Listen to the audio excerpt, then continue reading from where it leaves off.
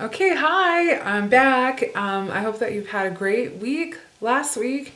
I had a great time in Puerto Vallarta, in case you care. But I came back, I got the flu, and so I've been feeling kind of like out of it, but I'm working through it and I'm feeling better now. Um, I got some good feedback about these, face to face videos, so I'm going to try to keep those up for you. Um, and give you my commentary and do announcements through these. So, just so you know the structure of what I'm going to talk about today, I'm going to talk about the debate discussion forum that's coming up for this week, and then also give you some of my commentary about your chapter one discussion board. So make sure that you watch this whole thing through, because you might hear your name, and it's also good to hear just my feedback and what I'm looking for, and to help you throughout the rest of the semester. So watch this whole video. There's good information in it. Okay, so let's get started. First off, the debate discussion forum, there aren't any posts. And I'm kind of concerned because it's Thursday, and I'm wondering, do we not understand the prompt, or are we just putting it off, or what's going on with that? So I figured I would just, elaborate on what's expected for that discussion board. So first of all, there was a little bit of a change. I changed the forum style from a blog like forum style, which is similar to what you did with your chapter one discussion forum, and it's now a Q&A style. The prompt hasn't changed. It's just when you go on to Cougar Courses, it's going to look a little different. So with a Q&A format, you have to post first, and then you'll be able to see your classmates, what they've said. So that's a little bit different. But the plus side of it is that you'll be able to see all of the responses on one page. You won't have to click reply to this post or whatever that little prompt is on the side. You'll be able to see everything that's written all on one page. So it makes it nice to be able to respond back and forth to one another.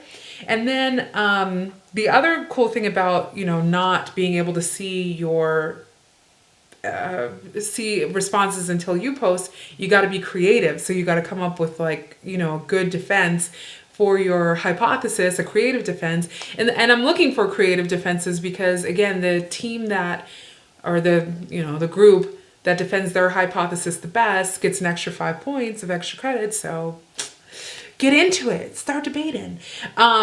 In case we're unclear about what it is I'm looking for when I say to defend your hypothesis, I don't need you to define the hypothesis. You don't have to define masculinity hypothesis. You don't have to defend the chivalry hypothesis. You need to use them to defend why you think they best explain gender differences in crime. And they both are looking at women, so you could say something about women in crime. I'll give you a quick example of what I was thinking of. Let's say, for example, that there's been this increase in girl fights, right? On YouTube or WorldStar. And there's, videos of girls fighting. So if you have the masculinity hypothesis, you could say something like, the girls who are involved in these girl fights, they're pretty strong, they're muscular, they're, tough. And that's why we're seeing girls fighting. If you have the chivalry hypothesis, you could come back at that and say, oh no, there are plenty of girls who fight and they're not strong, they're not masculine at all. It's just, it has nothing to do with their body structure. As you know, the masculinity hypothesis says that, women who are involved in crime or deviance, they are more like men, or they're more masculine. And the chivalry hypothesis says, no, we just treat women's crimes differently. So do you kind of get what I'm saying? It's hard. I'm looking at myself and I'm looking for feedback and I'm talking to myself. So hopefully it makes sense. Another thing you could say, like maybe if you have the chivalry hypothesis and you're looking at these girl fights, and I'm looking down because I have notes. You could say something like, girl fights are treated differently in our society than when guys fight. And in fact, girl fights are called cat fights, and they're not treated as serious. And, they're like a form of entertainment. Whereas if men are fighting, we take it very serious. It's called assault. Police are called. It's a whole, thing. So basically once the posts get going, you'll be able to like, respond to one another and defend your hypotheses and things like that. So make sure that you get started. Speaking of getting started, I'm moving forward when we do these discussion forums. I'm going to set a due date of Wednesday at 11:59 p.m. to get your first post in. I would like to be able to do these feedback, commentary videos to you on Wednesdays because it's right in the middle of the week. So I would be able to read what you're writing the first part of the week and then give you some feedback and response, and then you can work on it at the last half of the week. So we're past Wednesday now, and in fact I wrote all these notes and I had all of this stuff and I was going to film a video for you yesterday, but I felt, do you hear my dog? But I felt horrible and I was like, I can't do it. So that's why I'm doing it today. So but Wednesdays I will have these for you with like commentary about, how things are going. So you got to post so that way I have something to comment about and direct you. Okay. Another thing, MindTap. Have you registered for MindTap? Are you doing the MindTap assignments? I saw that there were a few people who are registered, but you missed a couple of the assignments from last week. You have 1 week for late work, so I would strongly suggest that you catch up on whatever you missed, because Sunday at 11:59 those assignments will be down and they won't be available to you. So make sure that you are getting those assignments done. And the other thing is, if you haven't registered for MindTap yet, it is still free. You still have free access up until the 19th, so that's like 4 days from now. And then after that, you'll have to pay for it. But send me an email if you're struggling with something. I've gotten a couple of emails already from some students, and I'm able to. We usually resolve the issue pretty quickly. So make sure that you are up to date with MindTap and the assignments on MindTap. Okay, let's get into the chapter 1 discussion board and my comments about, what I read and what I thought and things of that nature. So listen out. I might say your name, and if I butcher your name, I'm sorry. You can send me an email and tell me how to pronounce your name correctly, because I don't want to butcher anybody's name. Okay, so nice job on the discussion forum. Just so you know what the grading breakdown is like, you get 6 points for your response to the prompt, and then 2 points for every time you responded to a classmate, up to 4 points. So it was a total of 10 points. I hope that makes sense. So 6 points for response to the prompt, and then 2 points for each 2 classmates you responded to. So 6 and 4 is 10. Okay, so there was a lot of people who want to legalize marijuana, and I was like, spoken like true Californians, right? I mean, Californians love weed, so there's that. And then also I saw a lot of you want to change the drinking laws and lower it from 21 to 18, and there was a lot of discussion about if you can serve in the military, you should be able to drink, and I hear ya. Casey Gudez, oh, so interesting. You were saying that you would want to criminalize corporal punishment in schools. And I thought about my cousin went to school in Tennessee, an elementary school in Tennessee, and the principal was allowed to paddle them, but my aunt was like, don't touch my kid. It's interesting. I did not realize that there were still schools and states that practice that. Mimi Ford had a really interesting one. She was saying that she would criminalize prosecutorial discretion, which, in case you don't know what prosecutorial discretion is, it's basically a prosecutor in a trial gets to choose which cases and what kinds of sentencings they want to pursue. And so, it creates bias. It creates, issues and problems, especially when lawyers are choosing to prosecute people of color more often with harsher sentences. And then this discretion leads into corruption. And I thought, nice job, Mimi, pointing out something that maybe a lot of people don't know about. Gabriel Esquivel, I hope I'm saying your last name right. Staying after hours at a restaurant, you were saying you wanted to criminalize that. I thought that was really good. It reminded me when I worked for Target and we would close at 10 and people would come in at 9:55 And it was like, oh my gosh. And then Tawana Rivlin, you responded to Gabriel and you said, well, maybe there's a way to fix it instead of criminalizing it and like making it illegal to go in to a restaurant after hours, that maybe the prices increase. So I thought that was, great job talking to one another. Tanner Norfolk, oh, this was not flushing in public restrooms should be illegal. And then also legalizing the California stop, where the California stop is where you like roll up to a stop sign, you only stop for like a couple seconds, you don't really fully stop, and then you keep going. And I was thinking, has anybody ever gotten a ticket for, not stopping, like late at night and there's nobody around and it's like, oh my gosh, you're not going to hurt anyone. And then I saw, is your name Garon? I hope it's Garon Estrella's story about a $300 ticket because he did a California stop when no one was around. And I was like, dang, that sucks. Cody Wolf talked about criminalizing going to school before 8:45 in the morning. And yes, I agree. And actually, juvenile delinquency tends to happen. The peak hours of juvenile delinquency is between 2 and 6 p.m. and that's because it's after school and there are no parents around. And I believe, and I've heard a lot of other people say that we should change school hours from like 9 to 5 working hours when, parents are in school. And I agree with you. I thought that was a really good one.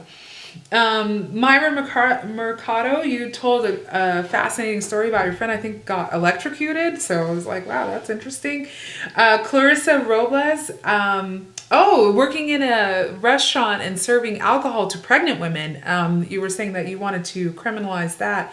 I had no idea that it was illegal to serve alcohol to pregnant women, but I can see how it is because, they're of age and whatever else you wouldn't. I don't think it's right, but I'm saying the legality part of it. Alyssa Galvis, I laughed so hard when I read this. You were saying that you wanted to make the laws change where men will have to wear bras when they have their shirts off. Like, how women have to wear, something that covers their chest. And so I laughed out loud. And then a super, super shout out to Alyssa, Adriana Echeverria, and Garon Estrella. Nice job. You three responded to students who responded to your post, and so just fantastic. Thank you for doing that. That's exactly what I am looking for. I don't want you to, this is for everyone, not just those three I just said, but for everybody. These discussion forums, think of them like in-class conversation. I don't want you to just come on and then post into a vacuum. You're just saying whatever you want and you don't know if anybody's responding to you. It's really important, or I really highly suggest that you subscribe to your forum so that way when someone's responded to you and you can respond back to them. These need to be like conversational kind of, activities. So thank you, Alyssa, Adriana, and Garon. You three did that, and I was so happy to see it. And then Brandon DeSorbo, you're a YouTuber. I was like, oh, I've always wanted to meet a YouTuber. Is YouTube your full-time job? Please don't judge these.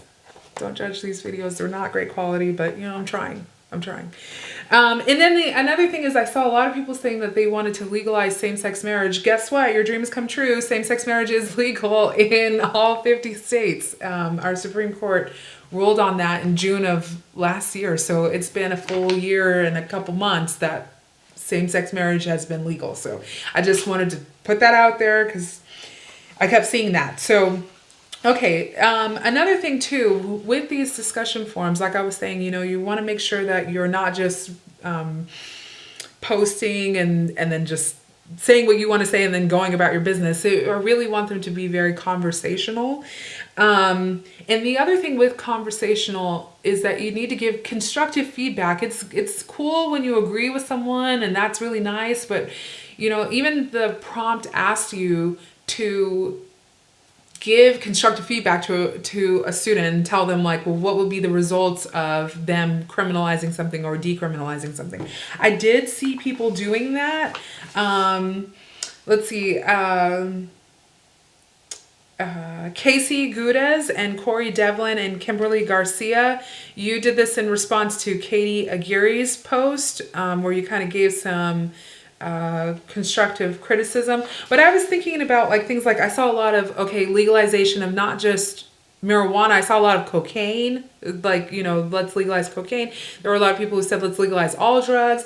There were a few people who wanted to legalize prostitution. All these things, I mean, you can, and the defenses and the reasons why you want to legalize them were great and everything like that. But, you know, for constructive feedback, some things that I was kind of looking for would be to ask them, well, how would this be enforced? There was a conversation about the legalization of prostitution. And here are some things to think about. Well, what about sex workers who test positive for STDs? Because usually with the legalization of prostitution, it requires like testing and healthcare and things of that nature. So what if you are a sex worker and you test positive for an STD? Well, are you kicked out of that field? Wouldn't this create like an underground market where you would have prostitutes who would, you know, maybe charge less or, you know, promise to use condoms, but they have an STD, but they're not registered? So would that fix things? Would this overwhelm the healthcare system now? Or what about, you know, a change in this would, you know, with this change now, we would maybe have more women coming forward, and then how would that affect the healthcare system? Also, would drug usage decrease? Would it increase? I mean, a lot of sex workers use drugs to help numb them for their job, you know, numb them emotionally. And so how would that affect things? How would, you know, those kind of questions, right? Another thing, I saw a couple of people say that they would criminalize spitting gum out, like putting, you know, on seats or on desks or on the sidewalk. How would this be enforced? How would you enforce spitting out gum? I mean, would we have like officers looking for people spitting out gum? Who would this affect? Are we going to lock up 9-year-olds who spit out gum? Are we going to fine them? How would gum companies respond? Would they stop making gum because it's like people don't want to chew it because it's too risky? Does that mean everybody's got to walk around with hot breath? I mean, you know, it's just, so these kind of questions, you know, this is kind of what I was looking for. It was interesting because I was reading one thread that talked about the legalization of abortion in all states, and then the very next thread, the person posted that they would want to criminalize abortion in all states. And I was like, oh my God, you were one thread away from each other. So don't be afraid to engage in discussion with people who have opposite views from you. In fact, I love the conversation on Kenya de la Rocha's post about the legalization of cocaine and public urination. There were some like dissenting opinions on that thread and different perspectives on that thread, and it was really nice. Not everybody agreed, and some people did, and so it was good. So if you want to check out Kenya de la Rocha's post, that was really great, or even Katie Aguirre. Or Katya Aguirre's post. And again, Alyssa Galvez, Adriana Echeverria, and Garen Estrella did a nice job of talking to people. So that was my feedback about your first chapter 1 discussion board. Again, I would like to be able to do these on Wednesdays. You know, you post something and then I can give you some feedback and then we can, you know, move forward from there. The other thing is, if there's anything you want me to talk about on these things, if you want information about what's in the chapter, if you want better breakdowns of things, you know, let me know. If you feel these videos are effective, let me know. Yeah, let me know. All right. So I hope that you have a great rest of the week coming up. Please get involved with the debate discussion board. Please make sure to do the assignments on MindTap. And if you have any questions or concerns, I'm here. Let me know. All right. Talk to you soon.